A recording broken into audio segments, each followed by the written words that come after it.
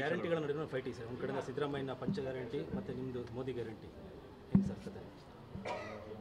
ಜನರಿಗೆ ದಿನ ದಿನ ದಿನ ಗೌರವಾನ್ವಿತ ಮೋದಿಜಿಯವ್ರ ಬಗ್ಗೆ ನಂಬಿಕೆ ಹೆಚ್ಚಾಗ್ತಾ ಇದೆ.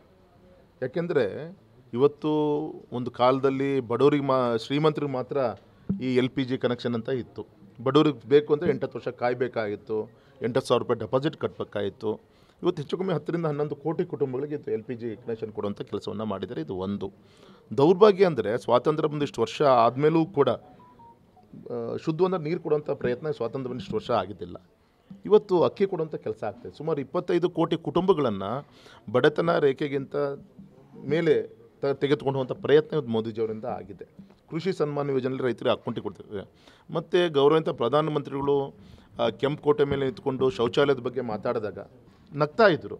ಆದರೆ ಇವತ್ತು 12 ಕೋಟಿ ಕುಟುಂಬಗಳಿಗೆ ಶೌಚಾಲಯಗಳನ್ನು ಕಟ್ಟುವಂಥ ಕೆಲಸವನ್ನು ಮಾಡಿ ಹೆಣ್ಮಕ್ಳನ್ನು ಮುಜುಗರದಿಂದ ಹೊರತರುವಂಥ ಪ್ರಯತ್ನವನ್ನು ಮಾಡಿದ್ದಾರೆ. ಹಾಗಾಗಿ ಯಾವುದೇ ಈ ಗ್ಯಾರಂಟಿಗಳು ತಾತ್ಕಾಲಿಕ. ಅಂದರೆ ಮೋದಿಜಿಯವರ ಗ್ಯಾರಂಟಿ ಏನಿದೆ, ಮೋದಿಜಿಯವ್ರ ಬಗ್ಗೆ ವಿಶ್ವಾಸ ಏನಿದೆ ಜನರಿಗೆ 100 ಪಟ್ಟು ಹೆಚ್ಚಾಗಿದೆ.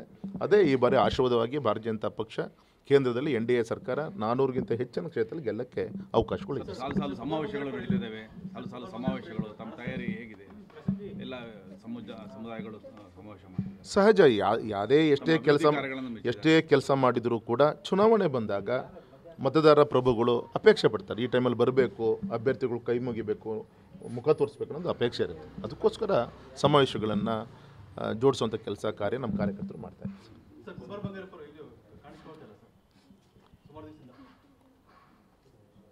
ನಾನು ಮೊನ್ನೆನೂ ಕೂಡ ಮಾತಾಡಿದೆ. ನಾನು ಚುನಾವಣೆ ಬಂದಿದೆ, ತೊಡಸ್ಕೊತಾರೆ ನಂಗೆ ವಿಶ್ವಾಸ ಇದೆ. ಯಾಕೆಂದರೆ ನಾನು ಹಿಂದೆ ಹೇಳಿದ್ದೆ, ಅವರ ಕುಟುಂಬದ ಬೇರೆ ಬೇರೆ ಕಾರ್ಯಗಳು ಎಲ್ಲ ಇತ್ತು, ಅದೆಲ್ಲ ಮುಗಿಸ್ಕೊಂಡು ನಾನು ಬರ್ತೀನಿ ಅನ್ನೋವಂಥ ಸಂದೇಶವನ್ನು ಕೊಟ್ಟಿದ್ದರು. ಸೊ ಇನ್ನು ಜೋಡಿಸ್ಕೊತಾರೆ ಅಂತ ವಿಶ್ವಾಸ. Thank you.